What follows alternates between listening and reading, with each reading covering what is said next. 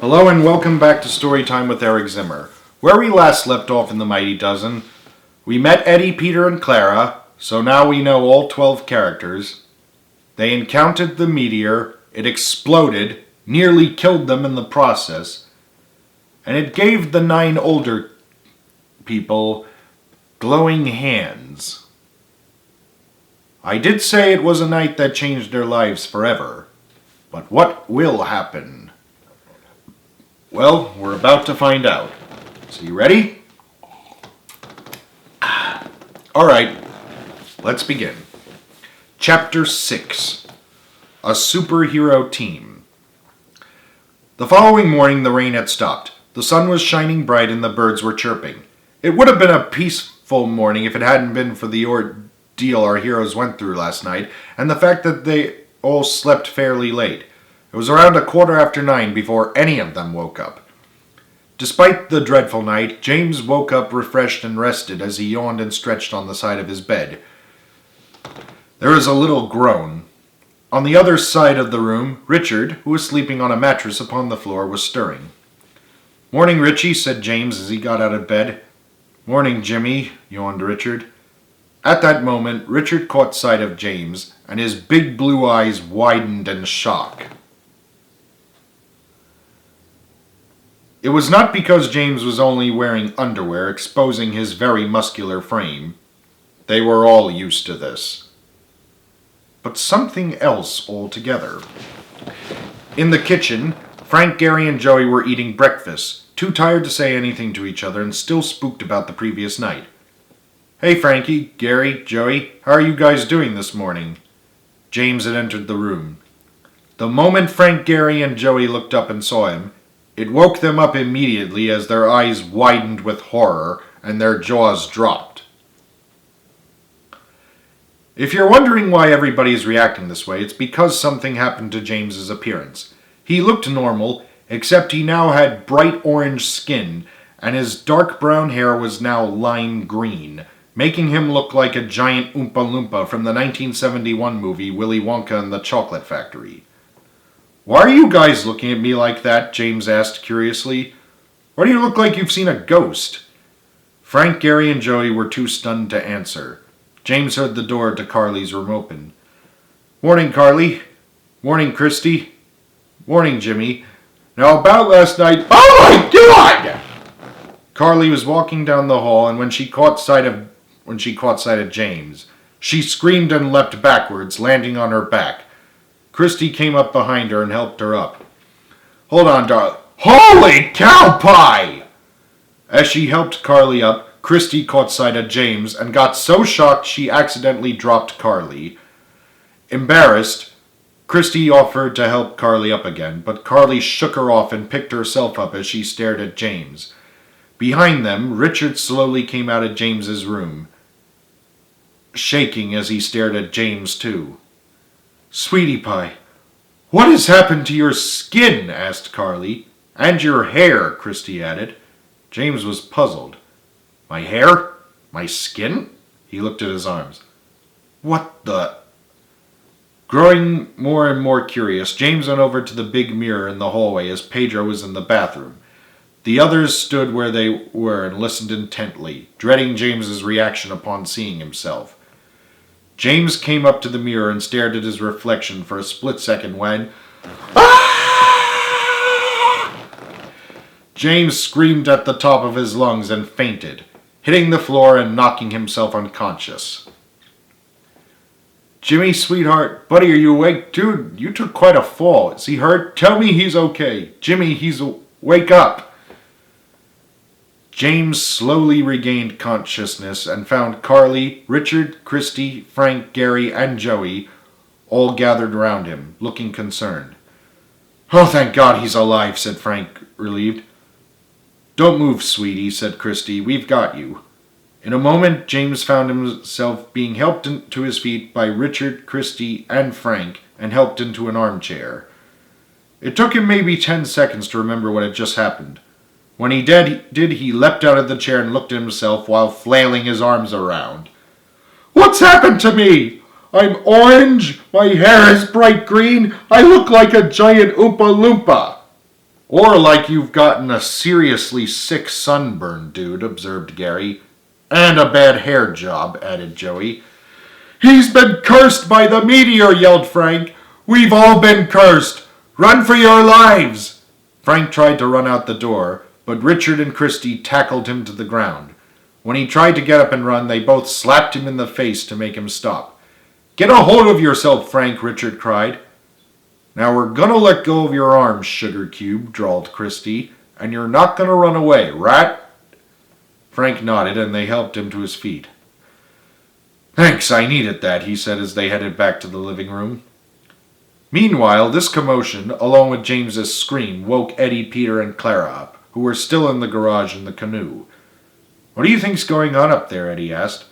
I don't know, said Peter, but I'm going to find out. Let's all go up together, said Clara, holding him back. Whatever you do, don't show yourselves. We must stay hidden until the time is right.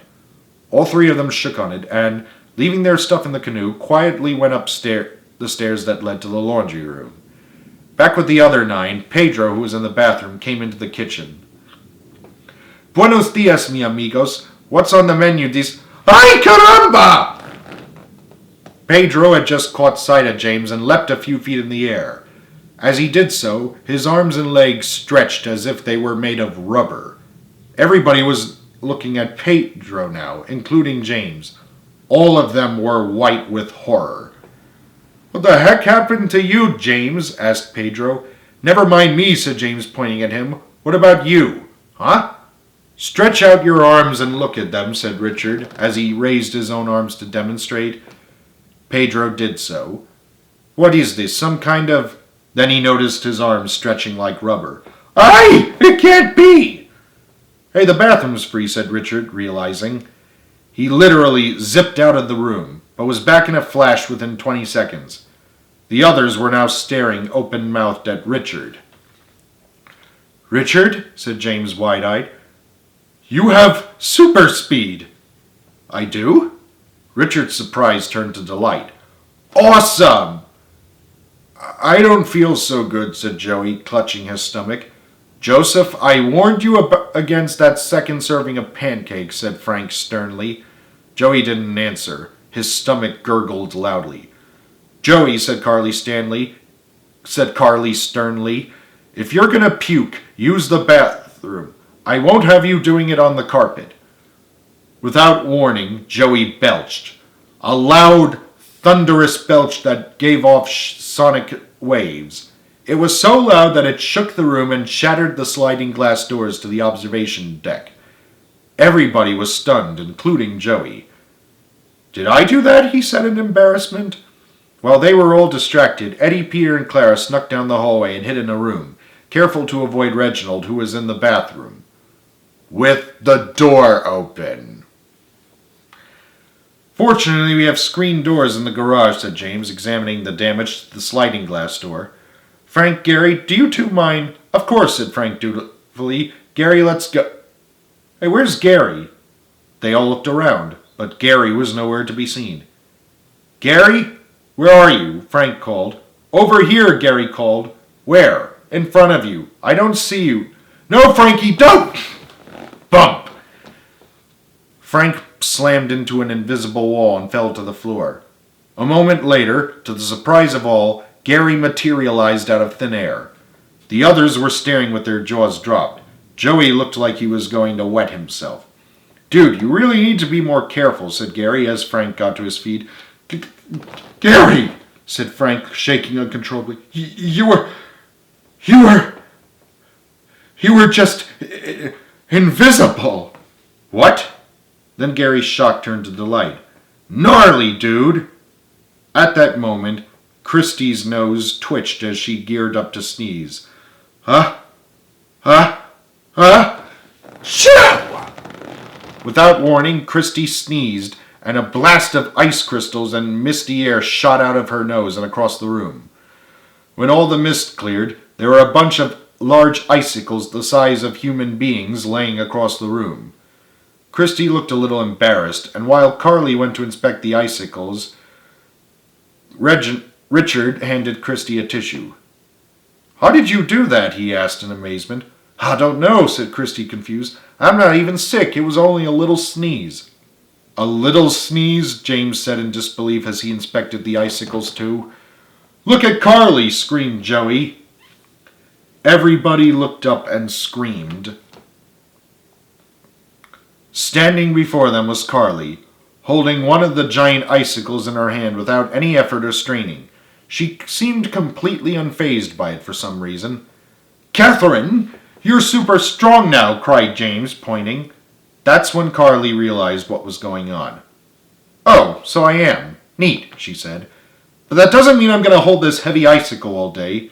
She threw it out of the observation deck, and it went flying through the air until it landed in the middle of a nearby park. Several people walking by had to jump out of the way to avoid getting impaled. I'm not going to lift these up by myself, said Carly rudely. Frank, since you're not getting the screen doors, help me here. Frank rolled his eyes and walked over.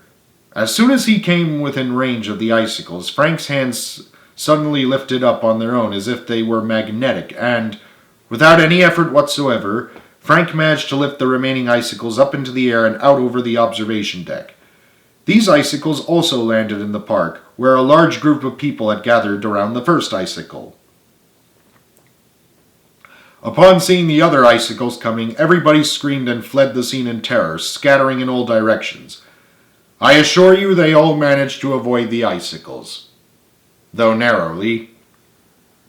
Back at the house, Frank was staring at his hands in wonder while the others stared at him, looking completely astounded. What the hell did I just do? Hey, said Joey suddenly, where's Reggie? Reggie? Reginald, where are you? Everybody was calling Reginald, who had just come out of the bathroom and headed down the hall to the living room. Eddie, Peter, and Clara were hiding in the laundry room when they saw him heading down the hall. He didn't even shut the damn door, whispered Eddie loudly. Shh, quiet, said Clara, covering his mouth. What's going on? Peter asked, noticing something as he peeked his head down the hallway. Clara pulled him back in. Peter, we can't be seen just yet, she whispered. Don't blow our cover. Seeing if the coast was clear, Eddie, Peter, and Clara then snuck down the hall and hid in Carly's room. Meanwhile, Reginald came out into the living room looking cheerful. Except he wasn't in his wheelchair. He was walking on his own 2 feet, and his leg looked like it magically healed. Good morning, lads and lassie. How's it? What? Reginald stopped abruptly upon noticing that the others were all staring at him now, looking completely gobsmacked.